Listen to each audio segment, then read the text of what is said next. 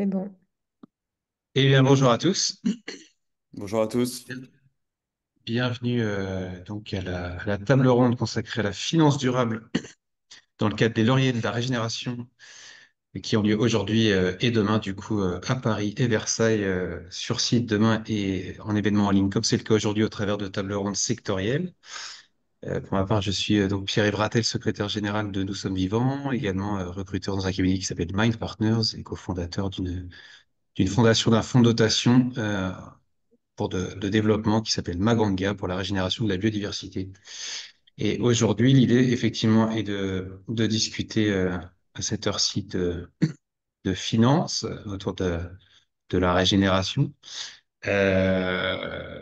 sachant que, par essence, quand on parle de génération, on pense souvent à des choses très connectées comme l'agriculture, l'agroalimentaire ou autres, mais qui sont facilement rattachables, identifiables au sol, à la nature, à la biodiversité. C'est tout de suite un peu plus compliqué quand on parle de secteurs comme le numérique ou la finance, où on pense déjà à réduire certains impacts négatifs avant d'avoir une prétention à devenir contributif pour restaurer ou régénérer le vivant. Donc, on va se demander comment on peut créer les conditions de cette visée régénérative en partant de l'ancien monde dans l'univers de la finance et comment transformer la finance donc pour la mettre au service de l'impact et de la régénération du vivant.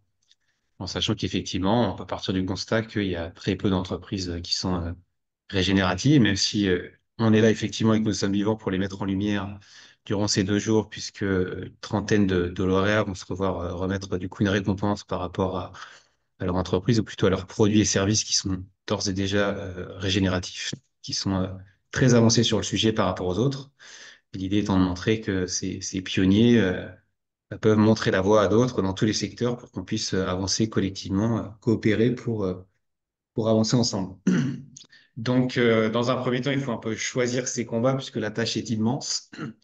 Donc, c'est à chacun de trouver un peu le sillon à creuser pour pouvoir commencer son travail et amorcer cette visée régénérative, en sachant qu'en général, dans notre mode de pensée, et qui est assez pragmatique chez nous, pragmatique chez Nous Sommes Vivants, on estime qu'il faut creuser en parallèle un sillon social, un sillon environnemental et s'ancrer dans un territoire pour que ça puisse fonctionner. Et donc, dans le domaine financier, comment cela peut marcher? L'idée est d'en discuter avec les invités d'aujourd'hui qui vont se présenter à tour de rôle et peut-être notamment avec Clara qui va pouvoir enfin, présenter sa structure, son poste et leur approche. Clara, si tu veux bien te présenter. Oui, merci beaucoup. Bonjour à tous. Moi, je suis Clara Degnaud, je suis Chief Impact Officer chez Citizen Capital. On est une société de gestion à impact qui a été créée en 2008, l'une des premières en France et en Europe, 100% dédiée à l'investissement à impact. Aujourd'hui, on investit en Europe, on a à peu près 275 millions sous gestion et on gère donc de l'argent pour compte de tiers qu'on investit dans des solutions qui viennent résoudre des problématiques sociales et environnementales majeures. Donc ça, c'est vraiment le cœur de ce qu'on essaye de faire. Aujourd'hui, ça se décline en 3 stratégies. On a une stratégie un peu historique où on finance à la fois des startups et des PME qui viennent résoudre nous, ce qu'on appelle des besoins fondamentaux, enfin vraiment des enjeux majeurs avec une utilité très forte et une mission très forte, que ce soit sur l'accès à l'éducation, l'accès à la santé, l'économie circulaire, la transition énergétique, etc. Avec une vision, nous, on va pas, et je sais qu'avec Ring, on est assez proche là-dessus, on va pas chercher à distinguer l'impact social de l'impact environnemental. Limite, les dossiers sur lesquels on arrive à faire se rencontrer les deux, c'est ceux où on trouve que l'impact est le plus fort parce qu'on est convaincu que la transition environnementale se fera pas sans inclusion sociale en laissant certaines personnes de côté. Donc ça, c'est vraiment notre positionnement historique d'investir dans des startups et PME qui résolvent des problématiques sociales et environnementales. Et on a, depuis qu'on est passé société à mission en 2020, réaffirmé la volonté de continuer à vouloir explorer et défricher de nouvelles voies d'investissement pour répondre à des besoins mal servis par le marché, comme on l'avait fait lors de la création de Citizen en 2008. Et donc, on a lancé une stratégie sur l'agriculture, où là, on se rapproche un peu plus du vivant, on se rapproche un peu plus de la notion de régénération, où on a lancé un premier fonds qui finance des projets de diversification agricole pour accompagner les agriculteurs à la fois à capter une plus grosse part de la valeur ajoutée dans les chaînes de valeur agroalimentaire, mais aussi les accompagner dans la transition agroécologique. Donc, ça se fait en finançant des projets de production d'énergie renouvelable, de première transformation, d'accompagnement des agriculteurs, etc. Et dans cette stratégie, on est en train de lancer un fonds là en ce moment sur, là pour le coup, le portage de la terre où le but sera d'installer des nouvelles générations d'agriculteurs en portant le coût de la terre, parce que c'est très cher pour quelqu'un qui veut s'installer et racheter une ferme, afin d'accompagner le renouvellement des générations qui, comme on le sait, est un gros problème en France.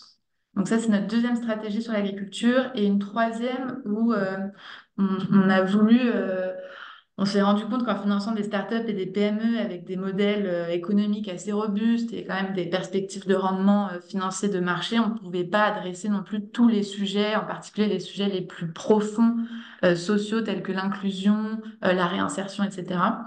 Donc on a lancé une troisième stratégie sur le financement d'associations via un mécanisme public-privé qui s'appelle les contrats à impact, où nous on finance des projets portés par des associations et si elles atteignent leurs objectifs d'impact qui répondent à des enjeux de politique publique, l'État nous rembourse, nous investisseurs, pour avoir porté un peu le risque de l'innovation sociale. Donc c'est un fonds pour le coup où il y a une performance financière très faible, on est plus sur de la préservation du capital. Mais donc on a voilà, ces trois stratégies qui nous permettent d'avoir une palette à la fois d'horizons de temps différents, puisque sur le portage du foncier, on est sur 30 ans par exemple, quand sur des fonds d'investissement dans des startups, on est plus sur 10 ans et de rendements différents avec des fonds start-up et PME avec des rendements financiers de marché, alors que sur le fonds des contrats impact, on est plus sur de la préservation du capital. Donc, on a des fonds un peu dispersés sur ce qu'on appelle le continuum de l'impact de ce qui va se rapprocher de la philanthropie versus ce qui se rapproche de l'investissement plus classique. Et voilà, donc un peu pour se présenter aussi un peu comment on appréhende ces sujets-là. Nous, on ne se considère pas comme régénératif. En effet, je pense que c'est un terme qu'il faut utiliser avec des pincettes. On a participé à la Convention des entreprises pour le climat dédiée au monde financier l'année dernière. Donc, ça nous a permis déjà de confronter notre modèle, le modèle d'investissement, aux enjeux de l'économie régénérative. On est convaincu que la bascule de l'économie extractive vers l'économie régénérative est quelque chose auquel on peut contribuer et on contribue déjà, sans pour autant être régénératif ou financer des entreprises régénératives. Je pense que certains des principes de l'économie régénérative nous nourrissent de plus en plus dans notre manière qu'on a d'accompagner les entreprises, de aussi repenser nos nouveaux projets de fonds, etc. Donc, peut-être on rentrera dans le détail, mais je vais peut-être m'arrêter là. Je- J'ai rencontré Pierre-Olivier et Laurence, les cofondateurs, il y a plusieurs années. Et je crois que la thèse d'investissement, la philosophie, ça partait au départ beaucoup une sorte de pyramide de Maslow, des besoins humains. Ou ça m'intéresse de savoir s'il y a des besoins non humains là-dedans. Peut-être dans la santé, je ne sais pas, mais ça partait, je crois, beaucoup des besoins humains pour les couvrir dans leur intégralité. Alors, l'idée, qu'aujourd'hui, quand on regarde des projets qu'on reçoit donc de start-up, PME qui répondent à des enjeux sociaux et environnementaux, on va toujours se poser la question de est-ce que, elles ont vraiment une utilité indispensable? Est-ce que ça répond à un besoin fondamental euh, et à un enjeu prioritaire d'un point de vue environnemental aussi? En fait, je pense on va pas distinguer les deux, c'est-à-dire que par exemple, il peut y avoir des solutions dans d'économie circulaire, des solutions d'innovation dans la circularité qui Mhm. vont être dans la beauté par exemple, ou dans ce genre de choses, par exemple recyclage d'emballage. euh, et là-dessus, on va dire qu'on est un peu moins sur des sujets de besoins fondamentaux qu'en sur de l'économie circulaire dans l'alimentation, par exemple, comme on a financé une entreprise qui s'appelle Upcycle qui fait de l'upcycling de déchets de l'industrie agroalimentaire pour créer des nouveaux ingrédients pour d'autres agro-industriels, ce qui va permettre de limiter les pressions sur la biodiversité, les ressources naturelles, etc. Là, on considère qu'on est sur un enjeu fondamental de limiter les pressions sur la biodiversité, l'usage de ressources naturelles, et en même temps un besoin fondamental qui est de s'alimenter Et donc, enfin, les deux ne s'opposent pas ou ne sont pas deux thèses séparées, c'est vraiment deux choses liées. En tout cas, la notion de est-ce que l'entreprise répond à un besoin majeur et indispensable qui sera toujours présent dans nos modes de vie, c'est assez central. Et après, en quoi est-ce que la solution soit améliore l'accès à ceux qui n'y avaient pas accès, soit le fait de manière, permettre de le faire de manière plus respectueuse comme Upcycle sur l'économie circulaire, l'exemple que je donnais, ça va être ce qu'on va creuser derrière. Mais donc, je pense qu'aujourd'hui, on le voit sur l'aspect planète, environnement, le fait qu'on va être amené à avoir des ressources de plus en plus limitées et on ne va plus pouvoir les disperser sur des besoins qui sont accessoires, gadgets, etc. Et donc vraiment de recentrer sur ce qui est vraiment indispensable dans nos fonctionnements et nos modes de vie, avec un prisme très fort chez Citizen de l'amélioration de l'accès. De l'accessibilité, comme tu disais, un peu basée aussi sur les concepts de la pyramide de Maslow. Mais donc voilà, donc je ne sais pas si c'était très clair ce que je disais, mais c'est de ne pas séparer les deux notions de besoins humains et limiter les pressions qu'on peut avoir par nos modes de vie. Voilà, un peu Ok. Merci beaucoup. On va laisser peut-être la parole à Laurent pour qu'il se présente à son tour et qu'il présente sa structure, sa philosophie, son mode d'action. Ouais, avec plaisir. Merci Pierre-Yves et bonjour à toutes et à tous. Donc Laurent, moi je suis associé chez Ring Capital. Ring Capital, c'est une société de gestion, également société à mission, pas mal de similitudes avec Citizen. Aujourd'hui, nous, en deux mots, on a un petit peu moins de 500 millions d'euros sous gestion pour investir depuis l'amorçage jusqu'au capital développement, donc des sociétés qui vont de 0 € de chiffre d'affaires à 10, 15 millions. Et on investit, alors on a choisi le terme de solution vitale, ce qui se rapproche pas mal de ce que vient d'expliquer Mhm. Clara. Euh, Solution vitale qui regroupe aussi bien des enjeux sociaux qu'environnementaux par principe et par conviction du fait que si on devient un nouveau fonds climat, comme les dizaines et les dizaines qui sont nés ces dernières années, on loupe une partie de l'équation. Et Mhm. aussi par pragmatisme, parce qu'il y a des très bons investissements à faire sur des sujets purement sociaux, et que donc l'idée est de maximiser les entreprises à impact qui rentrent dans notre périmètre d'investissement. Nous, je dirais que notre mission à proprement parler, c'est de démontrer à nos souscripteurs qu'ils peuvent faire une performance financière aussi bonne que celle des fonds traditionnels, tout en investissant exclusivement dans de l'impact. Donc, c'est une sous-partie de l'investissement à impact. Il faut d'autres approches complémentaires, peut-être moins ambitieuses en termes de performance financière que la nôtre, quoi. On est parfaitement conscient qu'il faut plein de choses, mais nous, c'est cet angle-là qu'on a choisi. Et comme le disait Clara, je pense que si on est rigoureux, euh, il faut être très clair sur le fait que les participations de Ring ne sont pas des entreprises régénératives. On en a, je pense notamment à Sol Capital, qui est une entreprise belge qui accompagne la transition des agriculteurs vers l'agriculture régénérative, qui est Mhm. potentiellement, qui coche le plus de cases, je pense, mais c'est pas la norme, c'est pas la norme dans notre portefeuille. Euh, et nous, je dirais que le grand sujet qui est le nôtre et notre obsession, c'est un peu l'alignement. Quand on parle d'alignement, c'est vraiment essayer d'aligner la performance financière et la performance d'impact, aligner les intérêts de nous, équipe de gestion, avec celles des entrepreneurs de notre portefeuille.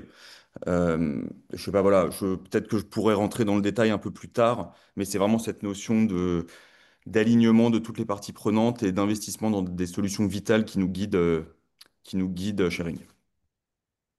D'accord.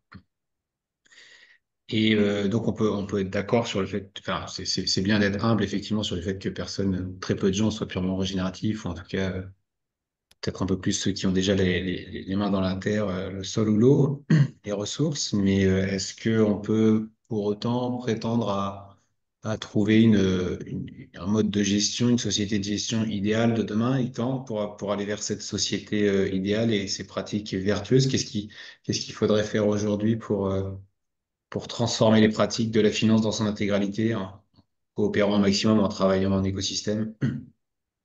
Bah, je pense que quoi, on est assez pragmatique et mon premier point, je dirais, c'est euh, il faut qu'on démontre qu'on peut faire des bonnes performances financières sur nos fonds. Donc, c'est la première étape, c'est ce qu'on a vendu à nos souscripteurs.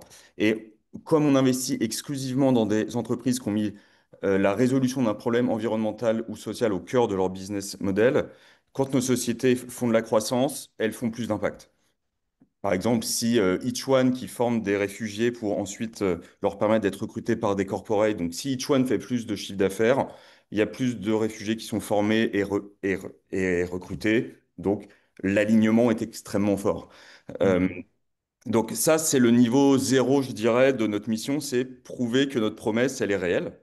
Euh, et moi, je crois personnellement que l'impact a vocation à faire de la performance financière, en tout cas dans notre définition côté ring, dans le sens où il y a deux points qui sont assez indiscutables selon moi. C'est un, euh, Goldman Sachs, qui n'est pas connu pour son approche régénérative, euh, démontre, comme la Banque mondiale ou comme plein d'autres acteurs, que si on n'investit pas sur les sujets climatiques, on va avoir une perte de PIB de 20% à horizon 2050. Donc, factuellement, c'est une certitude qu'il y a des bons investissements à faire dans ce secteur-là.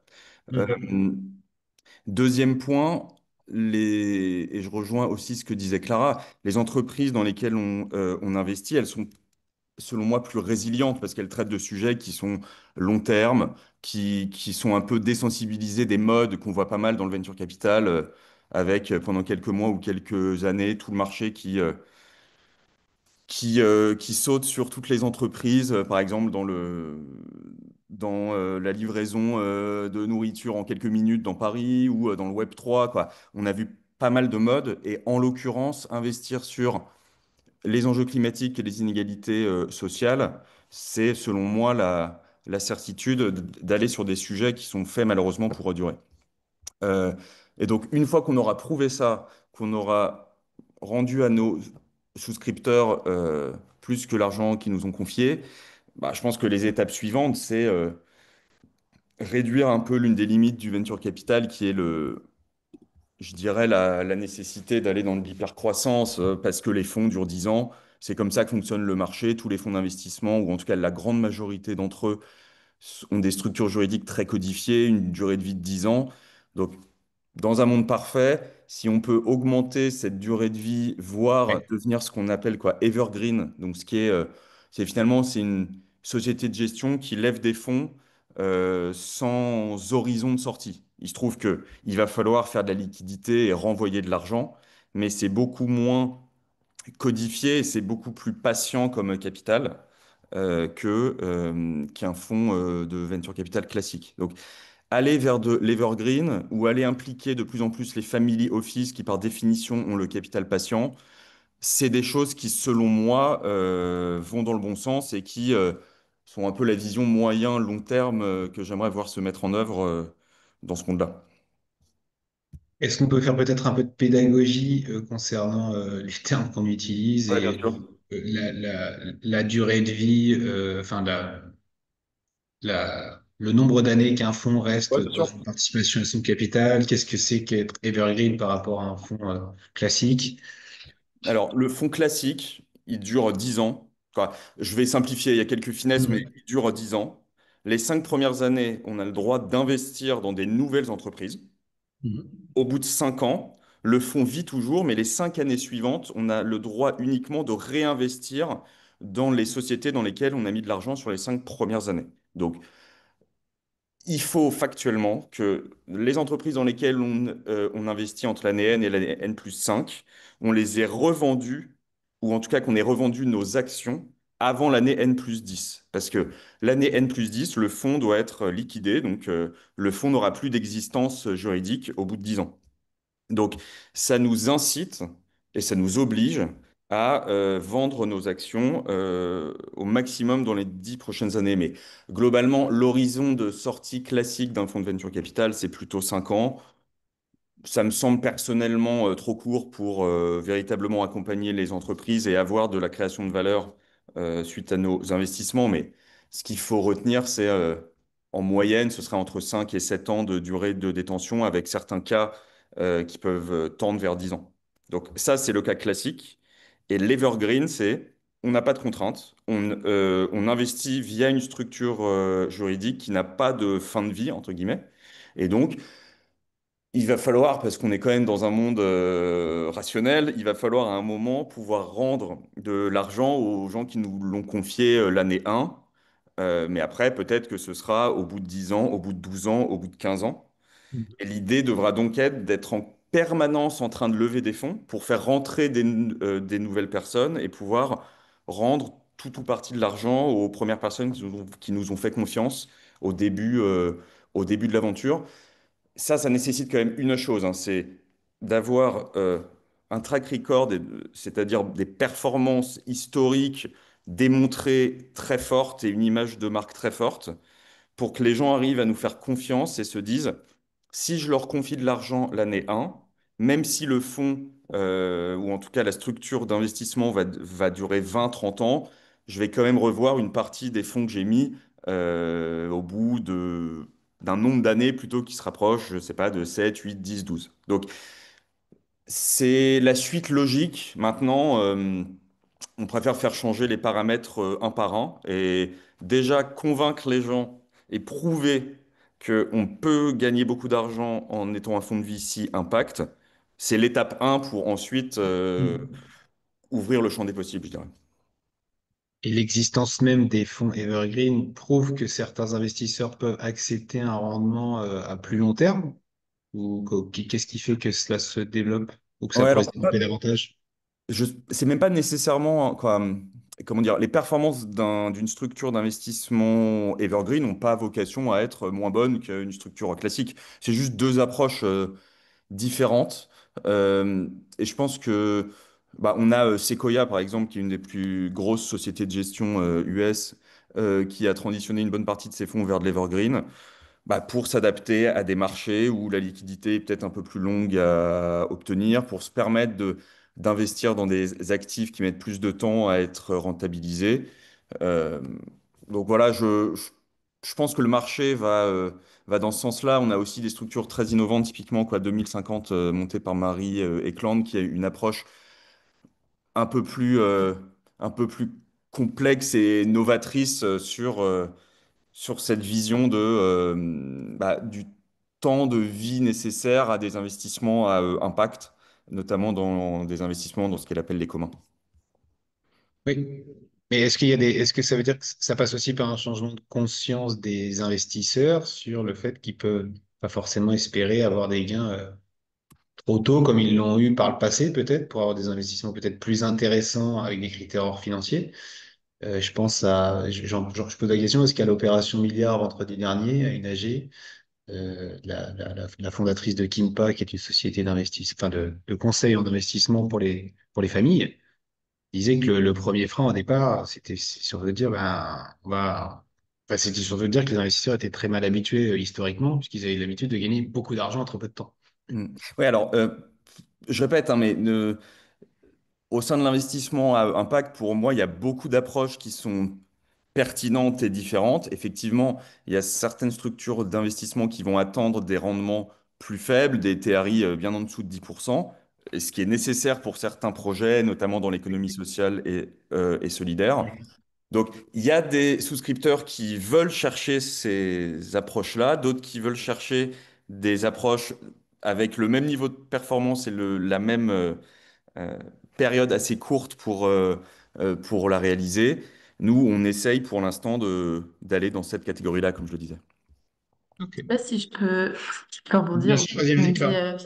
Mais c'est vrai que je pense, bon, là, ça ouvre un autre champ, mais je pense que nous, aujourd'hui, on est assez convaincus aussi que aujourd'hui, il y a un peu deux variables qui permettent d'allouer le capital, qui sont le risque et le rendement. Après, tu peux avoir aussi l'illiquidité. Mais en réalité, l'impact est aujourd'hui un peu quelque chose à part. C'est pas vraiment intégré dans les variables d'allocation du capital parce que en fait, c'est très difficilement comparable d'un projet à un autre et d'un fonds à un autre. Et quand je parle d'impact positif comme négatif. Et si historiquement, comme tu disais, on a pu avoir l'habitude d'avoir des retours, des performances financières qui ont pu être énormes et on peut le voir aussi sur les marchés cotés où il y a certains fonds qui ont rétropédalé sur le fossile quand ça a commencé à devenir hyper performant. C'est parce qu'en réalité, l'impact de ce qu'on le coût environnemental et social, tout comme le bénéfice environnemental et social, n'est pas du tout intégré dans le rendement et la performance financière de ce qu'on finance, ce qui rend super attractif parfois des choses soit inutiles, soit foncièrement dégueulasses d'un point de vue environnemental et social. Je ne sais pas comment est-ce qu'on y arrivera, je n'ai pas la réponse aujourd'hui, mais en tout cas, je pense que c'est vraiment le nœud qu'en tant qu'investisseur à impact, on doit dénouer avec nos LP et entre investisseurs, parce que c'est clairement pas un fonds tout seul qui y arrivera. Et je pense que d'un point de vue, enfin, on parle pas mal de coopération, et d'ailleurs Ring est un fonds avec lequel on coopère beaucoup, et je sais qu'Olivia, c'est aussi quelque chose qu'elle porte beaucoup pour animer l'écosystème des investisseurs. C'est un truc sur lequel on doit coopérer, c'est ça, comment est-ce qu'on réussit à craquer le fait de rendre l'impact, enfin de faire que l'impact négatif comme positif, l'impact net de ce qu'on finance, soit une vraie variable d'allocation du capital qui pousse aussi les investisseurs institutionnels à pouvoir intégrer ça dans leurs décisions d'investissement, ce qui est très difficile aujourd'hui pour eux parce que c'est un océan de plein de choses différentes en réalité. Donc c'était juste pour mettre un peu de rajouter ce point-là qui, je pense, est assez central dans comment est-ce qu'on peut aussi changer un peu le paradigme du marché dans lequel on évolue, qui nous fait nous comparer à des choses difficilement comparables quand on parle de perte financière, en fait. On va peut-être laisser Olivia se présenter et rebondir si elle le souhaite par rapport à ce qui a été dit sur le. J'ai trop envie. J'ai trop Vas-y, envie. vas-y. Bonjour tout le monde, du coup, Olivia Blanchard, présidente et cofondatrice de l'Association des acteurs de la finance responsable depuis 5 ans. Et on va dire aussi cofondatrice de la Climate House depuis quelques mois, et spécialité finance depuis 15 ans, sur notamment tous les marchés financiers et plus d'un point de vue réglementation, on va dire tout ce qui est conformité, éthique dans le secteur financier. Et donc, je suis de très près, effectivement, tous ces sujets-là. J'ai également fait la Convention des entreprises pour le climat, monde financier, donc avec toute cette approche de la finance et puis comment finalement on peut intégrer le régénératif dans le secteur financier. Et je pense que ce que dit Clara justement à l'instant est tellement clé sur la notion de valeur, sur la notion de performance et cette notion de coût caché qui ne sont absolument pas intégrés aujourd'hui. Et ça commence à évoluer dans le secteur. La Banque de France a lancé il y a quelques jours, allez, semaines maintenant, justement le sujet un peu de revoir les modèles macroéconomiques et d'intégrer justement la nature dans, et notamment les contributions, fonctions régulatrices de la nature dans nos modèles économiques. Parce qu'effectivement, ce n'était pas quelque chose qui était encore fait. Mais bon, ils galèrent. C'est quelque chose d'hyper compliqué. Ça va pas être simple. Mais si effectivement aujourd'hui on veut intégrer cette dimension régénératrice dans le secteur financier, il y a vraiment des choses très structurantes à avoir, notamment d'un point de vue européen. C'est déjà quelle définition commune on peut attendre de tout ça. On le voit bien que ça a été un peu un casse-tête chinois, ne serait-ce que sur le mot durable. C'est quoi une entreprise durable? Et donc, ça a donné la taxonomie européenne, ce fameux dictionnaire de la durabilité, mais qui finalement ne va pas s'appliquer à toutes les entreprises. Et donc, on parle de quel type d'entreprise? Des larges capitalisations, des small mid, des startups. Et là, en fait, on commence à voir la complexité, la profondeur du sujet, comment il faut l'intégrer. Et donc, c'est comment est-ce que déjà on va donner un cadre commun, une définition commune, et c'est aussi comment on va arriver un peu à ce changement de paradigme, parce que même si Citizen et Ring font des choses incroyables, effectivement, il y a une dimension de passage à l'échelle au secteur financier qui est très problématique. Et il y a beaucoup de... Et c'est pour ça que la coopération est clé, dans le sens où si on veut un moment qu'il y a ce point de bascule qui se fasse au niveau du secteur, c'est clairement pas quelques acteurs qui sont bien intentionnés qui vont pouvoir arriver, parce que de toute façon, sinon, le gros du système ne changera pas. Et donc, c'est comment on crée ce mouvement de bascule, certainement, en créant de la coopération sur ces sujets-là entre les différents acteurs. Et que on sorte de ce côté compétition et plutôt qu'on arrive sur une mutualisation de la prise des risques. Où en fait, je pense qu'aujourd'hui, même si l'impact il est difficilement intégrable lorsque de toute façon la variable risque est indispensable. Et en fait, c'est comment on va plutôt intégrer une dimension de gestion de risque systémique avec l'idée que bah, si on est dépendant des ressources naturelles et du vivant et que notre économie est fondée dessus, bah, si tout ça s'effondre, de toute façon, on n'a plus d'économie. Et donc, c'est vraiment d'arriver à ce processus de prise de conscience qui devra intégrer chacun des acteurs et surtout comprendre là où sont les points de blocage pour chacun. Parce que comme on parlait tout à l'heure des LPs, et de se dire, finalement, dépendants, eux, mais eux-mêmes ont pris des engagements sur 20 ou 30 ans avec des taux de rendement avec leurs propres clients. Et donc, c'est un peu l'œuf ou la poule, quoi. Donc, parfois, on ne sait pas trop où commencer. Mais ça, c'est un peu la global picture, on va dire, des sujets problématiques. Mais je trouve que ça va quand même dans le sens de l'histoire. Mais il faut mobiliser. Il faut mobiliser le secteur financier, mais pas que, parce que, il y a un vrai sujet de profondeur de marché. Et c'est comment mobiliser aussi les entreprises pour qu'elles intègrent cette démarche et donner la possibilité aux financiers de pouvoir se poser les questions, d'investir, etc. Donc c'est toujours un peu deux sphères qui évoluent, on a l'impression, les entreprises et les financiers. Mais en fait, c'est comment on les fait évoluer, on va dire, de manière conjointe et parallèle pour que chacun puisse à un moment s'apporter. Les financiers ont besoin d'entreprises aussi pour investir dedans. Donc voilà, donc c'est un peu le gros du sujet. Je peux réagir peut-être sur un point. Vas-y, vas-y. Olivia, tu évoquais le sujet et l'enjeu du passage à l'échelle. Effectivement, il y a une complexité intrinsèque à ce qu'on traite. Juste, je prends un cas très concret. On a 50% de notre carried interest qui est conditionné à des objectifs d'impact. Le carried interest, c'est une sorte de super part variable pour les gens qui gèrent des fonds, pour ceux qui ne connaissent pas. Euh, Merci. Quand on fait une surperformance, l'équipe qui a fait les investissements a le droit d'en prélever une partie. Nous, ce qu'on a fait pour prouver qu'on croit en notre mission, c'est que 50% de ce carried interest, on a le droit de le toucher que si la performance financière est très bonne et que nos objectifs d'impact qu'on a définis au moment de l'investissement sont atteints. Donc, à chaque fois qu'on investit dans une boîte, on définit des indicateurs d'impact qu'on projette sur 5 ans. Si au bout de 5 ans, l'entreprise nous a permis de faire une très bonne perf financière, mais que l'impact n'est pas du tout là, 50% de ce bonus, il part chez Ring Foundation, qui est notre fonds de dotation.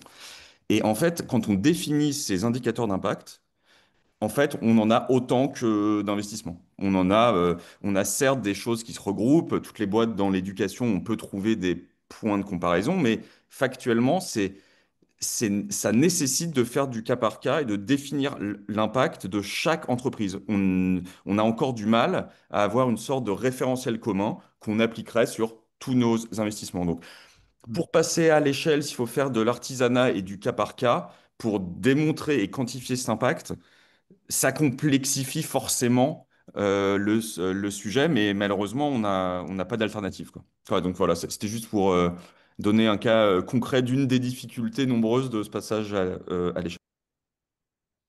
Merci de la pédagogie. Dans la même optique, quand Olivia parlait de LPs, donc il s'agit des souscripteurs, donc des personnes ou des structures qui investissent dans les fonds levés. Euh, Est-ce que, Olivia, toi qui travailles sur la finance durable depuis des années, est-ce qu'on est en capacité aujourd'hui de la définir? Est-ce qu'on peut se mettre d'accord sur une définition de Ça la serait, finance durable pour toujours dans un souci pédagogique? ça serait chouette de pouvoir la définir. Malheureusement, je pense pas qu'aujourd'hui, il y a vraiment spécifiquement une définition commune. Seule chose sur laquelle on peut se rattacher, c'est un, si on est dans une optique de finance durable environnementale, il y a effectivement la taxonomie européenne qui essaye de donner ce cadre de définition commune aux différents pays de l'Europe. Et si on est sur une dimension sociale, on peut se rapprocher des ODD avec cette intégration-là. Mais Les effectivement, objectifs de développement durable de l'ONU. pardon, oui, les objectifs de développement durable de l'ONU. Et donc, c'est, on va dire, ces deux cadres aujourd'hui qui permettent au secteur de pouvoir afficher un, on va dire, une qualification d'une activité qui peut être dite durable ou pas. Donc, c'est un peu toute la difficulté, mais on voit aussi que ces sujets-là ont été très politisés, qu'il y a beaucoup de lobbies qui sont là. Donc, du coup, c'est comment naviguer et comment tenir le cap sur ces définitions, qu'elles soient vraiment le plus exigeantes possible pour répondre à cet enjeu de durabilité. Voilà, il y a un peu cette confusion aujourd'hui, on le sent, il y a de la pression, il y a un environnement un peu politique qui est compliqué, avec des mots de durabilité qui sont remplacés par compétitivité. Et donc, c'est toute la difficulté aujourd'hui. Il y a clairement un backlash sous ce système de l'ESG. On fait que en parler, que c'est un petit peu compliqué. Et ce qui, je pense, donne encore plus l'opportunité de se dire, bah, il y a des pouvoirs publics d'un côté, mais en fait, il y a tout le secteur privé de l'autre. Et c'est pas parce que, il peut y avoir des injonctions politiques que ça empêche le secteur privé slash financier de faire différent et de garder le cap, notamment sur ses objectifs. Parce que, enfin, pour moi, comme on le disait tout à l'heure, l'enjeu de toute façon de gestion des risques et de pérennité économique, de toute façon, relève du bon sens et donc est complètement décorrélé, en quelque sorte, de l'agenda politique.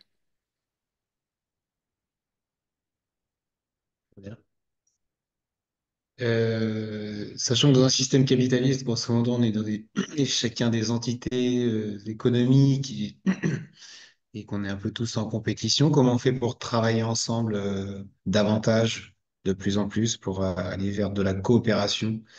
Euh, est-ce que, est-ce que quelqu'un a une idée là-dessus et veut commencer à prendre la parole sur ce sujet? Laurent, peut-être? Ai-je le choix? Non, oui, oui, si, si, bien sûr, avec plaisir.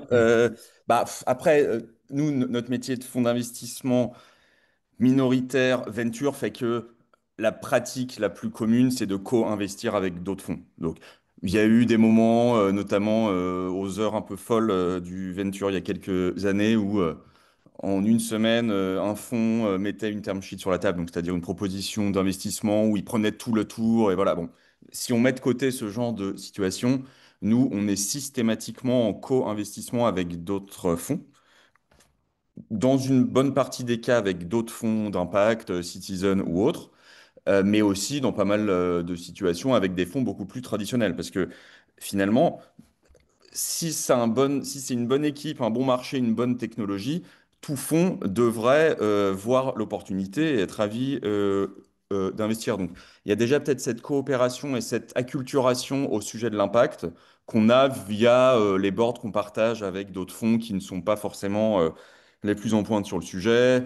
On les invite au comité de mission ou comité d'impact qu'on organise dans les entreprises. Donc, je dirais qu'il y a un peu de pédagogie par ce biais-là. On essaye aussi de faire de la pédagogie vis-à-vis de nos souscripteurs. Maintenant, j'ai pas de réponse beaucoup plus satisfaisante que ça. Pour l'instant, c'est un peu la méthode des petits pas. C'est on prêche la bonne parole avec les gens qu'on côtoie le plus possible et on essaye de montrer que cet autre monde est possible. Si on dézoome de la France vers l'Europe comme entité du coup beaucoup plus collective et puissante sur la scène internationale, comment on peut agir collectivement au-delà de nos frontières? Je peux continuer, peut-être j'ai une toute petite idée, après je vous laisse la parole, mais on a un souscripteur qui est le Fonds européen d'investissement, qui est de plus en plus présent dans les fonds d'investissement en France et en Europe, et qui notamment est un peu ce que j'appellerais market maker, quoi.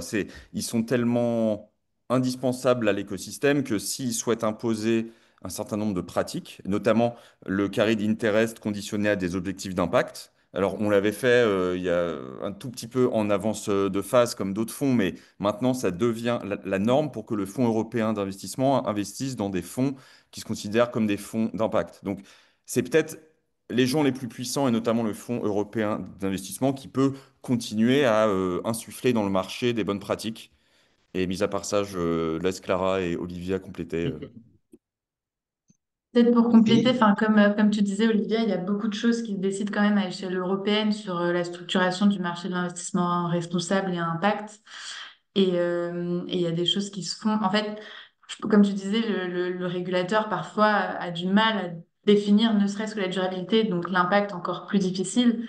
Et donc parfois aussi que les fonds d'impact se structurent entre eux pour remonter ce qu'ils ont déjà structuré parce que donc, Rick, vous avez quand même lancé un mouvement qui s'appelle United for Impact, dans lequel nous, on est hyper impliqués aussi, qui vise à rassembler des fonds d'investissement à impact en Europe pour essayer de montrer qu'en fait, sans se concerter, on a structuré des approches qui sont très similaires dans l'alignement des intérêts, dans les mesures d'impact, dans l'analyse des projets qu'on finance, qu'est-ce qu'on définit comme une solution, qu'est-ce qu'on définit comme une entreprise responsable, qu'est-ce qu'une stratégie d'investissement à impact, qu'est-ce qu'une stratégie de transition. On va plutôt faire transiter des business models qui ont toutes les deux beaucoup d'utilité, mais qui sont deux choses différentes. et donc de nourrir aussi l'échelon du régulateur européen sur comment est-ce que c'est déjà structuré le marché pour l'aider à définir. Après, il y a tout un agenda politique et d'autres enjeux de lobbying qui sont autres, mais sur ça, il y a déjà des choses qui sont faites et c'est aussi rassembler des acteurs qui sont souvent petits pour peser un peu plus lourd, parce qu'il faut quand même le dire, les fonds d'investissement pure player de l'impact, c'est pas les fonds qui représentent les plus grosses capitalisations et qui ont du coup le plus de poids en France et en Europe. Donc, de pouvoir se rassembler, c'est ça qui aussi nous permet d'avoir plus de poids, de se faire entendre. Oui. Et dans la structuration, Olivia, tu parlais de ce qui existait sur la taxonomie. Laurent, tu parlais du fait qu'on a chacun des mesures d'impact qui doivent être très spécifiques au projet qu'on finance et c'est ça qui fait sens. Moi, je suis assez contre le fait d'avoir quelque chose de standardisé qui viendrait en fait écraser l'intérêt d'aider les projets à se structurer sur la mesure pour piloter leur impact. Mais pour autant, il y a encore des choses à faire sur qu'est-ce qu'on définit comme investissement impact. Moi, je pense que le sujet, même s'il n'est pas sexy, de la comptabilité sociale et environnementale, en fait, c'est ça. Même si chaque entreprise a sa mission qui lui est propre et du coup sa mesure d'impact qui lui est propre, en fait, on ne peut pas continuer à avoir une comptabilité complètement aveugle du coût environnemental et du bénéfice environnemental, du coût social et du bénéfice social, qui lui peut se standardiser dans le sens où, voilà, on crée de la valeur sur la santé, comment est-ce qu'on le valorise, comment est-ce que ça peut être intégré. En disant ça, je sais que c'est, même nous, enfin, on l'a jamais expérimenté sur une entreprise parce qu'on finance des entreprises qui sont très jeunes et qu'on doit structurer sur enfin, aider à structurer sur beaucoup d'aspects. Mais c'est sur tous ces sujets-là où il y a encore énormément de choses à faire. Et en tant que pure player de l'impact, on est petit, donc on doit se mettre ensemble pour pouvoir avoir une voix qui s'entende, quoi. Euh, voilà. Je sais pas si Olivia, tu voulais rajouter quelque chose. Non, vous avez tout dit. Je suis 100% alignée. Même si les critères sont nombreux et parfois singuliers, comme le disait Laurent tout à l'heure, est-ce qu'on peut expliquer un peu en général comment on peut arriver à mesurer ces impacts d'une manière ou d'une autre? Quels sont les systèmes qui existent pour mesurer un impact social, un impact environnemental? Je vais prendre ce point, vu que c'est un peu, enfin, je pense que je le fais un peu tous les jours, vu que c'est pas mal mon rôle chez Citizen Mhm. Capital de travailler avec les équipes d'invest pour définir un peu les indicateurs d'impact pertinents. Tu as plein de cadres qui existent. Sur la mesure d'impact environnemental, je pense qu'une base qui doit être faite, c'est de réaliser une analyse cycle de vie de son produit. C'est ce qui te permet de te rendre compte de l'impact environnemental que tu peux avoir de l'amont, enfin, de l'amont à l'aval de ta chaîne de valeur et de te comparer à une alternative pour savoir si tu as une vraie valeur ajoutée environnementale. Et sur les impacts sociaux, ça va prendre énormément de natures différentes, mesurer ton ampleur, combien de bénéficiaires tu touches, la profondeur de ton impact, à quel point tu changes la donne, comment tu résous la problématique à laquelle ils sont confrontés. Et tu as pas mal de cadres là-dessus. La théorie du changement t'aide à identifier les mesures d'impact les plus pertinentes. Le cadre de l'entreprise à mission te permet de structurer une stratégie. Quelle est ta raison d'être? Pourquoi est-ce que tu existes en tant qu'entreprise? À quelle problématique tu réponds? Et sur quel pilier stratégique tu reposes pour ensuite identifier les indicateurs qui vont te permettre de piloter tout ça. Mais il n'y a pas en effet de recette miracle, mais tout comme Est-ce qu'il y a des labels qui font foi, des gros comme Bicorp ou autres, qui ont des standards et qui sont plus utilisés que d'autres à l'international, ou est-ce que chacun le fait à sa sauce? Parce qu'il y a il y a des indicateurs comme le Nutri-Score, le Planet Score, par exemple, qui sont assez forts en France, qui permettent de mesurer des critères parfois variés, comme dans le Planet Score. Est-ce qu'il y a des modèles dont on doit s'inspirer et qui font foi dans plusieurs structures, plusieurs sociétés de gestion, plusieurs marchés? le public des labels, il est compliqué parce que enfin, typiquement, si on prend Bicorp, c'est à la fois un label qui va valoriser les pratiques opérationnelles qu'on qualifierait plus de RSE, donc est-ce que l'entreprise se conduit de manière responsable, et valoriser des modèles d'affaires à impact, donc est-ce que dans son modèle d'affaires, elle Oui. est éco-conçue, elle cible des bénéficiaires particulièrement défavorisés, etc. Donc, c'est un label qui va permettre de valoriser un peu mieux des entreprises à impact, mais qui va être attribué à des entreprises qui sont à impact, tout comme des entreprises non-impact, mais qui ont des pratiques responsables. Donc ça mélange un peu de deux réalités, même si c'est un label super exigeant. Et le Planet Score, je me suis pas plongée dans la méthodologie, mais j'en ai entendu beaucoup de bien, mais qui est très spécialisé sur l'alimentaire, quoi. Donc sur les produits alimentaires. Donc sur ce secteur-là, ça fait sens. Sur d'autres, ça sera pas applicable et ça aura beaucoup moins de sens. Donc en réalité, il y a très peu de choses qui sont vraiment, enfin, de labels qui vaudraient pour toute entreprise à impact, qui permettraient de dire, OK, est-ce que tu as impact ou pas si tu as ce label? Aujourd'hui, non. Et je sais pas, je n'ai pas d'avis sur le fait, est-ce que ça serait, je sais pas ce que en pensent Laurent et Olivia, est-ce que ça serait une bonne chose ou pas.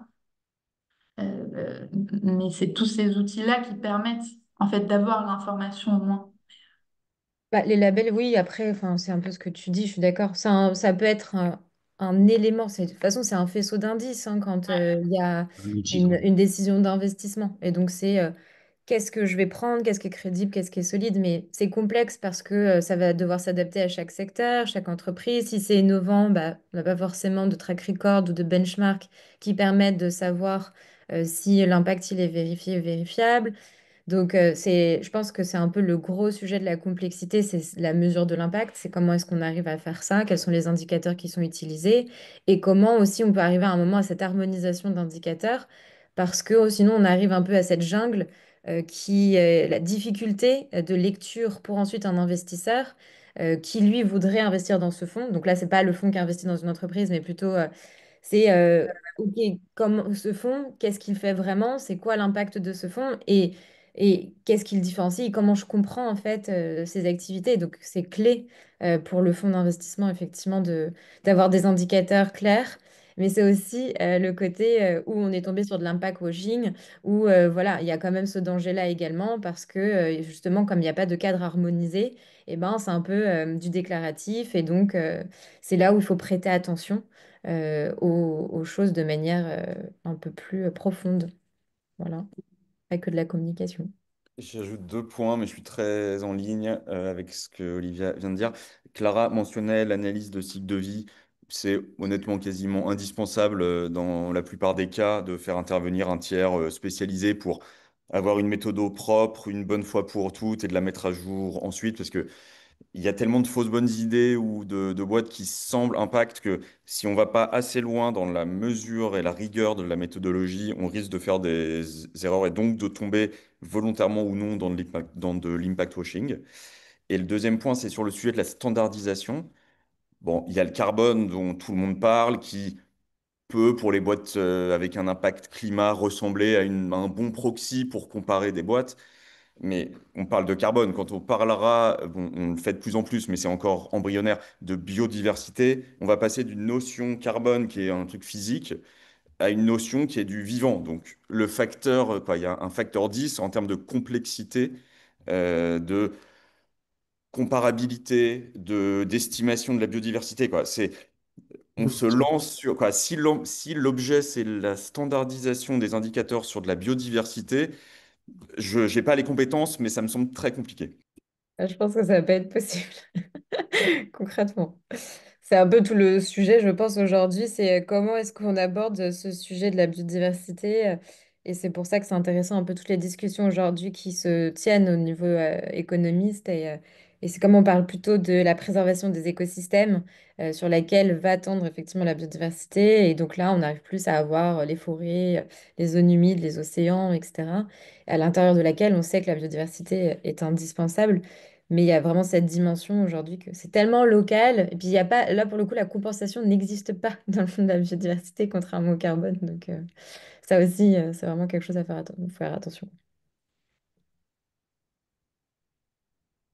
Et du coup, on parle beaucoup d'initiatives pionnières quelque part. Est-ce que comment on peut pousser ces innovations comme on essaie de le faire nous pour que elles fassent des petits et qu'elles peut-être qu'elles inspirent ou qu'elles prennent le pas ou qu'elles collaborent avec des grands groupes qui ont un impact parfois négatif, notamment très fort, et pour pouvoir les faire pivoter.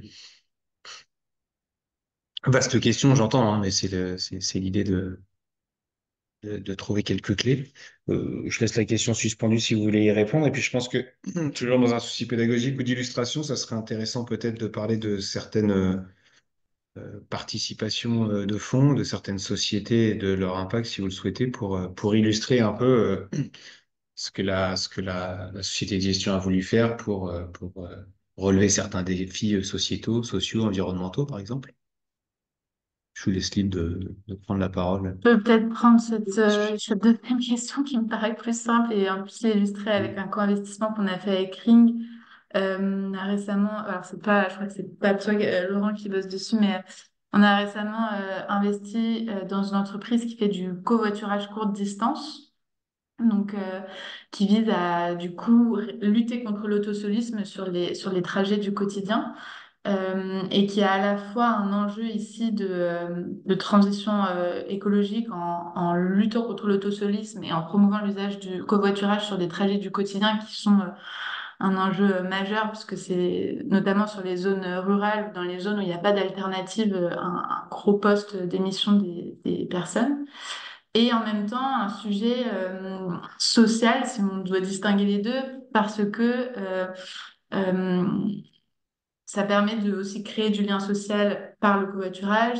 On a travaillé un peu avec eux sur leur passage en société à mission, à définir un objectif de cibler des zones peu densément peuplées, puisque c'est à la fois dans ces zones-là où il y a le moins d'alternatives de transport en commun et dans ces zones-là où du coup ils ont le plus gros impact environnemental et où il y a un sujet d'accès à la mobilité. Euh, et je prends cet exemple-là aussi parce que tout à l'heure, Laurent, tu disais, quand une entreprise croît, son impact croît. Enfin, en gros, quand elle fait de la croissance, de la perf financière, elle a une croissance d'impact. C'est aussi notre positionnement. Mais moi, je suis assez convaincue que dans n'importe quel cas d'entreprise à impact, on peut tous les prendre. Il y a toujours une zone de tension. Alors, elle peut être plus ou moins forte, mais il y aura quand même des zones où l'entreprise peut se développer d'une certaine manière, où elle peut avoir un impact négatif ou amoindrir son impact positif. Et là, typiquement, sur un sujet comme le covoiturage courte distance, bah, le sujet central, c'est le report modal. Est-ce que vraiment on reporte des gens de l'autosolisme au covoiturage ou est-ce qu'on cannibalise des transports en commun? Et donc ça, c'est vraiment quelque chose qu'on a essayé de mettre dans la mesure d'impact pour piloter ce sujet-là, s'assurer que ça soit jamais le cas ou que ça le soit le moins possible et d'adresser le plus possible des zones où bah, il n'y a pas d'alternative au transport en commun. Et donc là, le sujet est pas présent. Mais même, tu vois, je reprends l'exemple d'Upcycle que je donnais tout à l'heure. Ils revalorisent des déchets de l'industrie agroalimentaire. On peut se dire, bah, c'est génial dans tous les cas. Oui, ça l'est, mais il y a malgré tout des ingrédients où l'impact est plus ou moins fort, voire nul, parce que l'alternative aurait pu être de faire de l'alimentation animale, de faire de la méthanisation et produire de l'énergie renouvelable. Il y a une chaîne logistique pour les acheminer. Et donc, en fonction de tout ça, tu peux avoir un impact très positif ou plus ou moins neutre. Et c'est en ça que la mesure d'impact, elle est importante pour s'assurer qu'on génère bien un impact positif et qu'on pilote ce sujet-là et qu'on évite des zones, parfois on renonce à certaines choses, où on a un impact négatif. Mais du coup, ça illustre aussi un peu le type de projet qu'on peut financer et aussi que l'importance de la mesure et de structurer sa mission pour vraiment rester dans la bonne direction, identifier les zones d'innovation importantes pour développer sa mission et ne pas s'aventurer dans les zones où on peut amoindrir son impact, voire le neutraliser. Euh, donc, voilà. T'as raison, Clara. Effectivement, c'était un peu une approximation que j'évoquais Oui, la non, dernière mais je suis fois. totalement alignée par ailleurs. Non, Hein, non, mais c'est tu as raison, hein. Mm. Aucun problème. Je pense que l'un des meilleurs garde-fous là-dessus, c'est l'intention des dirigeants. Quoi. On essaye quand même d'investir dans des équipes qui ont créé ces boîtes, certes avec une ambition business forte, mais aussi avec l'intention de résoudre une problématique sociale ou environnementale. Donc, forcément, ça nous évite, a priori, en tout cas, je touche du bois, pour l'instant, on n'a pas été face à ce cas, mais ça nous évite qu'il y ait des pivots vers des modèles sans aucun impact. Après, moi, je suis très à l'aise avec le fait de dire je préfère réduire un peu l'impact unitaire, par exemple, sur un bénéficiaire, si ça permet à l'entreprise de scaler plus. Donc, n- ce qu'on recherche, nous, c'est l'impact à l'échelle. Et donc, je sais pas cas très concret dans l'éducation. On peut se dire que si on baisse le prix d'une formation, oui, bah, ça touche des gens encore plus défavorisés, donc l'impact serait meilleur. Mais si ça met en risque la pérennité de l'entreprise, c'est pas quelque chose qu'on va pousser. Donc, mais tu as raison, le diable est dans les détails et on peut vite se retrouver à faire quelques arbitrages, mais pour l'instant, on n'a pas eu de cas trop complexes à L'important, c'est juste qu'ils soient conscients, quoi. Et à partir du moment où tu travailles, enfin, c'est ce que vous faites et ce qu'on fait aussi de structurer la mission, d'avoir un cadre qui te permet de piloter tout ça. Quand tu fais ces choix-là, ils sont conscients. Mais c'est en ça que je trouve que c'est important, comme tu disais, d'avoir quelque chose d'assez sur mesure aux enjeux de l'entreprise. Parce que sinon, tu fais de la communication et t'es pas vraiment dans le pilotage réel de ton impact, quoi. Ok. Est-ce qu'il y a peut-être d'autres exemples qui viennent à l'esprit dans d'autres secteurs d'activité qui pourraient illustrer justement ces investissements à impact qui répondent à des enjeux sociaux, sociétaux, environnementaux? Du coup, je me permets d'intervenir. Pascal Fressoz, vous m'entendez? Oui, très bien. Oui, bonjour. D'accord, très bien. Donc, je suis présidente de l'ONG qui s'appelle l'Alliance internationale pour les objectifs de développement durable. Donc, merci beaucoup pour les avoir cités. Et on est partenaire, hein, bien évidemment, des Lauriers. J'avais une question en fait, parce que moi j'ai écrit un livre qui s'appelle Agir pour un monde durable, réussir la transition à l'aide des 17 ODD. Et je présente une méthodologie pour montrer comment on peut utiliser les méthodes de gestion actuelles à travers notamment, avec notamment des méthodes comme le BSC, Balance Scorecard, en faisant le lien avec les différents ODD. Donc voilà, si ça vous intéresse, ça fait partie aussi peut-être des échanges futurs qu'on pourra avoir dans la perspective de voir comment on peut créer ces alignements, parce que ça a vraiment été un gros travail pour moi. Voilà, sachant que j'ai voulu vraiment faire ce croisement entre planification stratégique et durabilité. Et actuellement, je travaille pour une banque. Et donc, c'est votre avis qui m'intéresserait aussi. Parce que cette banque, par exemple, donc c'est le Crédit Agricole des Savoies, qui a véritablement développé un projet social et territorial. Donc ça, c'est plutôt chouette d'avoir la bonne intention. Et ensuite, comment on s'assure eh bien, du fait qu'on choisit les bons indicateurs. Donc, il y a une batterie d'indicateurs assez classique qu'on peut utiliser plus ou moins pour différents types d'entreprises. Donc, il peut y avoir une sorte de tronc commun.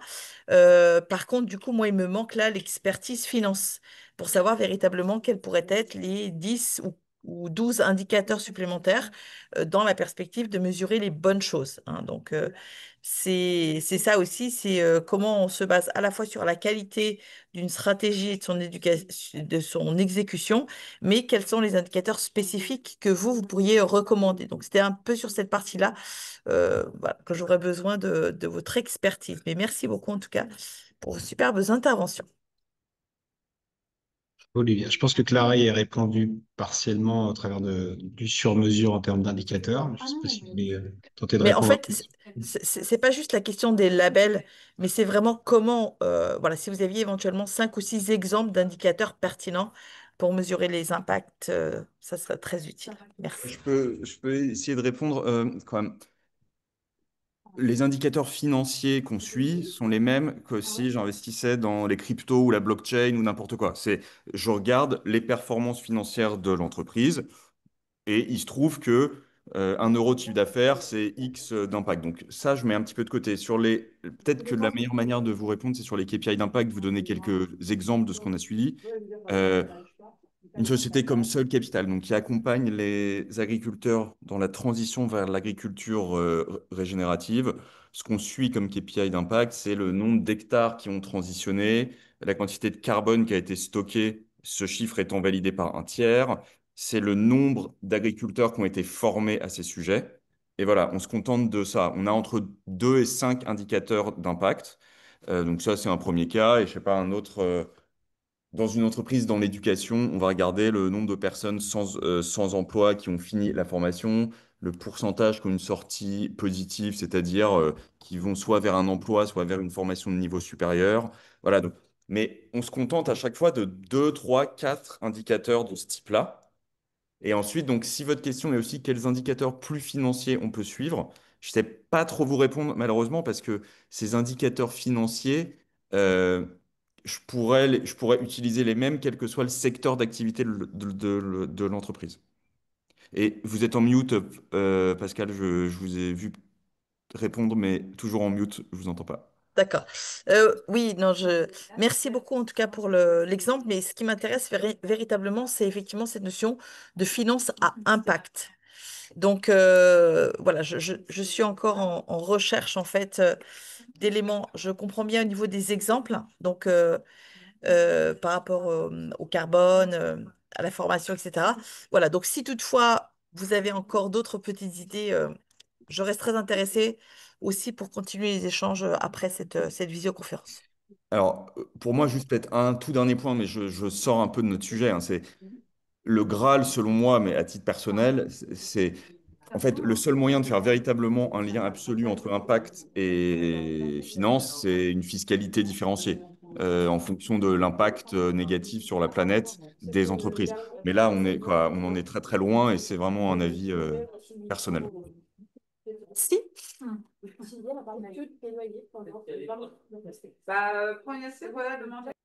Voilà, il y a des micros branchés.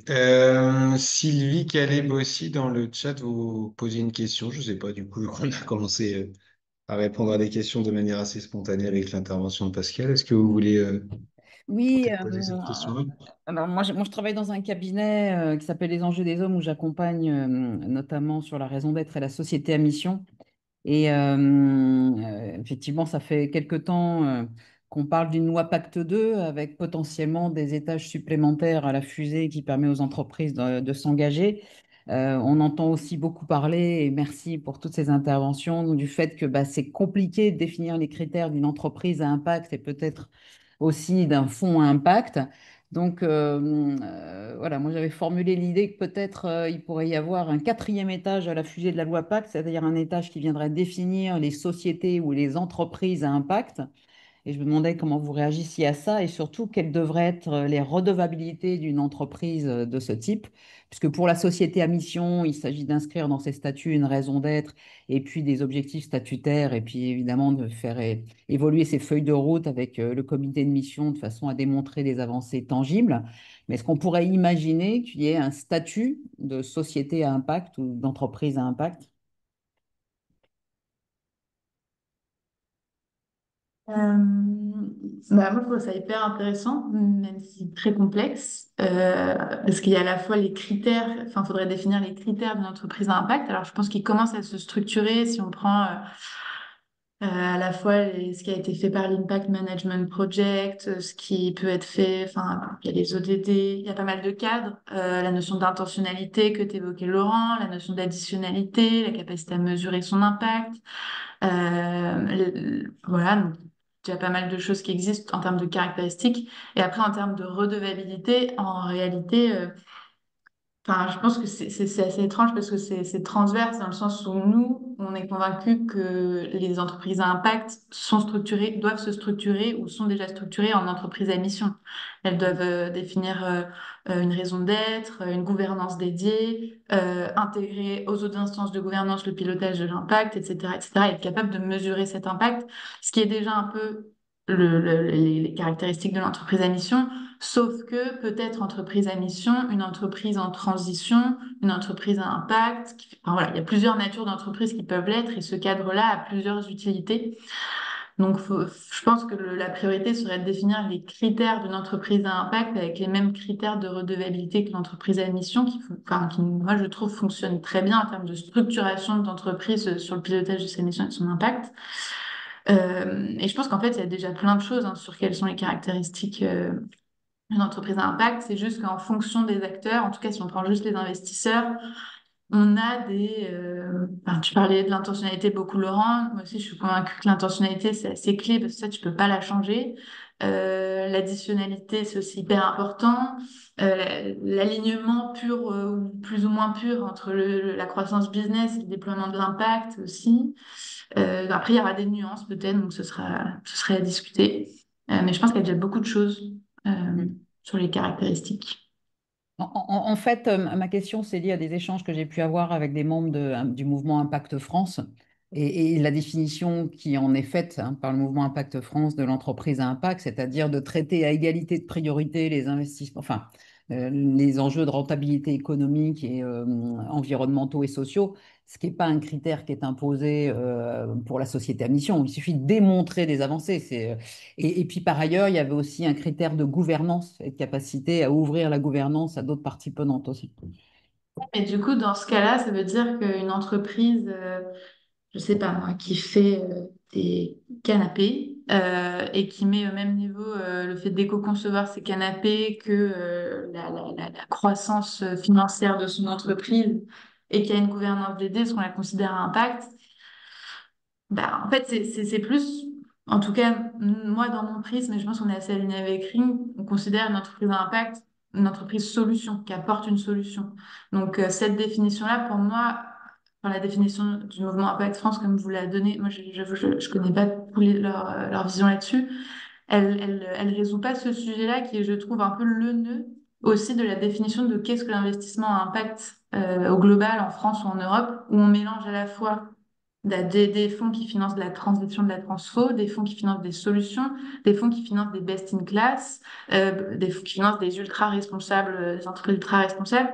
Et le sujet central pour moi, c'est est-ce que c'est une solution ou pas? Et ça, les critères sont pas évidents à définir et je pense que on aurait des points de vue différents et c'est ça qui pourrait être intéressant de définir un peu plus uniformément. Mm. Et j'ai remarqué que vous aviez mentionné la capacité de la comptabilité écologique à pouvoir justement permettre de mesurer et que vous n'aviez été pas encore en mesure sur le type de participation que vous avez de la mettre en œuvre. Mais est-ce que vous connaissez des fonds qui s'intéressent plus particulièrement à ces enjeux-là? Parce que en France, on manque pas de méthodologie C'est ça. à titre embryonnaire ou plus ou moins développée, mais l'enjeu, c'est d'en choisir une et puis de la dérouler. Est-ce que vous avez vent d'initiatives qui soient portées par un fonds en mettant toutes ces Ce parties? stade, pas à ce stade, mais j'ai échangé avec plusieurs fonds, Mirova, Iota, enfin, avec, on est intéressé par le sujet, on trouve le sujet intéressant, beaucoup des fonds qui ont fait la Convention des entreprises pour le climat. Mais comme vous le dites, en fait, il y a énormément de méthodologies qui existent. Donc déjà, c'est de comprendre en quoi elles consistent et puis c'est de voir celles qui sont les plus applicables. Donc il y a un vrai temps d'acclimatation et je sais, enfin, ça serait intéressant de l'idée une initiative là-dessus le moment venu et j'espère que ça viendra et peut-être qu'on en sera à l'origine, je sais pas. Ah bah, je suis sûre que Laurence est convaincue. Ouais, elle est convaincue, mais il y a plein de combats quoi. Et comme disait Pierre-Yves en intro, faut les prioriser, les choisir, pas mener tous les combats en même temps. Euh, mais Mm. ouais, ça serait hyper intéressant. Il nous reste quelques minutes si vous le souhaitez. Je ne sais pas s'il y a d'autres questions dans le chat ou si quelqu'un souhaite prendre la parole. Euh, Sinon, je trouve ça toujours intéressant effectivement de prendre des exemples de participation, donc de sociétés innovantes qui peuvent résoudre différents problèmes, répondre à des enjeux. Mais Il y a une question sur CSRD. ouais. Je sais Donc pas si... Sylvie demande comment percevez-vous la CSRD? Est-ce qu'elle sert la finance durable réellement après la publication des premiers reportings? Je sais pas si Clara ou Laurent voulaient répondre là-dessus, mais je pense T'en que vous prie, êtes... Olivia, vas-y. La CSRD, bah, c'est une bonne chose. Quand même, faut pas... L'ambition à la base, elle est bonne. C'est pour avoir plus de transparence au niveau des entreprises. Enfin, je trouve que c'est toujours important de bien repositionner qui a quel rôle en fait. Un financier finance des entreprises et des entreprises ont des activités économiques. Et donc, c'est comment est-ce que le secteur financier peut prendre des décisions d'investissement en toute connaissance de cause et en ayant le plus d'informations possible sur l'entreprise dans laquelle il va investir. Et CSRD, c'est vraiment cet objectif-là, c'est d'améliorer la transparence de l'information d'une entreprise afin que l'investisseur puisse décider en âme et conscience, en sachant tout ce qu'il peut savoir, s'il a envie ou pas d'être un investisseur. Donc l'objectif initial de la réglementation, elle est vraiment louable, elle est bien. Ensuite, il y a quand même le deuxième point de l'opérationnalisation qui s'est mise en place, qui effectivement est devenue un peu une usine à gaz et très complexe, mais parce qu'on est de toute façon sur des sujets très complexes. il y a eu les premiers reportings qui sont sortis. Il faut savoir que ça concerne une certaine catégorie d'entreprises, du coup, qu'on appelle large capitalisation, large cap pour la plupart. Et donc, ça va concerner certains types d'investisseurs qui vont investir notamment sur des sociétés cotées, listées.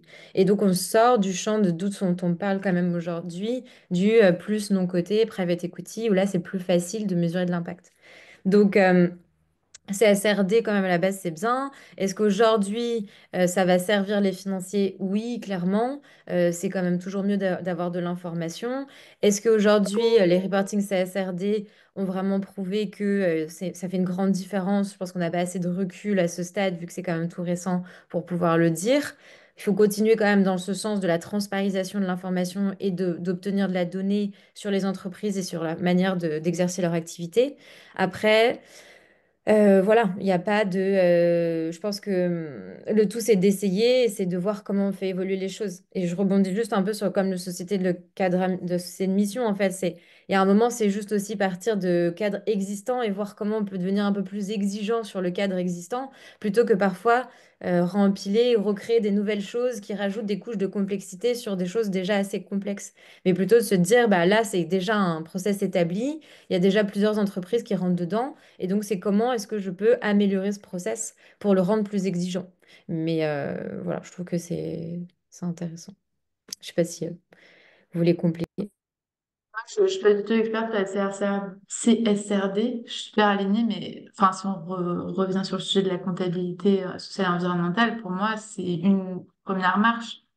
Elle a pu être déformée et perdre un peu de son ambition, etc. Mais l'idée, c'est de permettre aux entreprises de rendre compte de leurs coûts sociaux et environnementaux et de ce qu'elles génèrent aussi comme bénéfices qui est à part, qui ne concerne pas toutes les entreprises, qui est peut-être aujourd'hui à améliorer, mais c'est une première tentative et je trouve que c'est hyper intéressant si on veut aller vers des nouveaux systèmes comptables. Après voir ce qui marche, ce qui est faisable, ce qui fait sens, comment est-ce que ça peut être intégré pour pas rester à part. Mais en ça, c'est quand même hyper intéressant tout ce qui a été fait. Ne peut-on pas en être fier et ne serait-ce pas un avantage compétitif au niveau mondial d'ailleurs, d'être en pointe au niveau des réglementations? Pour les entreprises ou en tant qu'Europe de s'être structurée là-dessus? Bon, les deux en tant que citoyen et en tant que bloc européen dans un marché mondial. Est-ce que c'est pas poser les bases d'une résilience, d'une robustesse future, donc d'une compétitivité européenne? Moi, je fais le pari là-dessus. Après, Pardon? non, mais en tout cas, personnellement, je suis alignée avec ce que tu dis. Après, on est dans un contexte géopolitique compliqué, quoi. Enfin, C'est sûr. euh, on- il y a une actualité qui fait que ouais, c'est. Vas-y. Ouais. Ouais. Ouais, non, mais en fait, je pense qu'il y a le sujet aujourd'hui, enfin, on parle de compétitivité. Je disais tout à l'heure, effectivement, on a remplacé durabilité par compétitivité. Mais en fait, le nouveau vrai mot à la mode, c'est souveraineté. Encore plus Mhm. que compétitivité. Et c'est comment, finalement, faire cette notion de souveraineté, on peut aller tirer des fils qui font que, à un moment ou à un autre, on va parler de nos sujets dont on parle depuis ce matin. Et c'est justement, en fait, pas analyser et se dire que la souveraineté, c'est que l'armement. Mais aussi la souveraineté, c'est garder de l'énergie enfin, en Europe, c'est l'agriculture, c'est tous ces sujets-là, c'est nos terres, c'est la résilience à pouvoir nourrir, se nourrir, etc. Donc en fait, c'est comment aujourd'hui on ne peut pas faire contre un contexte géopolitique qui est compliqué. Par contre, on peut se raccrocher à des choses et notamment parfois l'avantage de ne pas avoir des définitions trop strictes des choses, c'est comment est-ce que bah voilà sur cette notion de souveraineté aujourd'hui très à la mode, et bah finalement, on en revient finalement à nos sujets, qui, je rappelle, selon moi, sont toujours de toute façon du bon sens et c'est pas de l'idéologie. Donc, que ce soit écologique ou souveraineté ou je ne sais quoi, de toute façon, on parlera des mêmes sujets à la fin. Donc, Ouais, et je pense que quand même, je vais presque être un peu cynique là, mais si on attend que le monde capitaliste et les grands groupes aient une intentionnalité forte pour aller dans le bon sens, je pense qu'on peut attendre assez longtemps. Et c'est pour ça que nous, on essaie d'être vraiment très pragmatique et se dire, s'il y a une nouvelle technologie qui permet à l'entreprise dans laquelle on a mis de l'argent, à ses clients, d'avoir quoi, d'avoir un produit tout aussi bien que les produits précédents, mais d'aller dans le bon sens. C'est ça qui va, quoi. Pour moi, c'est ça qui va nous emmener dans le bon sens. Il faudra qu'un jour, aller bosser avec des entreprises d'impact, ce soit pas par noblesse d'âme ou par volonté éthique, mais juste parce que c'est du meilleur business, c'est plus résilient. Les fruits et les légumes viennent de France ou viennent d'Europe, quoi. Je pense qu'il faut se dire que les convaincus comme nous, ok, il y aura de l'intentionnalité, on va essayer de faire les choses, mais si on veut aller à l'échelle, il faut que ça devienne non pas un sujet d'activiste, mais juste un sujet business pur, en fait. Ben, merci beaucoup en tout cas. Il est 13h15. Si jamais il y a une autre question, si quelqu'un a envie de partager autre chose, on a encore un peu de temps. Mais sinon, on va conclure tranquillement. J'ai pas l'impression qu'il y ait d'autres questions dans le chat. On a eu, on a eu un peu de monde pendant 1 heure et quart. Merci en tout cas à tous. Merci beaucoup. Merci beaucoup. Merci. De la pédagogie, des échanges. Bonne continuation à vous et à très vite. Ça Merci. marche. Merci Merci, beaucoup. à Au revoir bientôt. tout Au le monde. revoir. À bientôt, bonne journée. Merci beaucoup, bravo. Merci. Très bonne journée. Les tables Au rondes dans revoir. le secteur d'activité, il y en aura plein d'autres cet après-midi.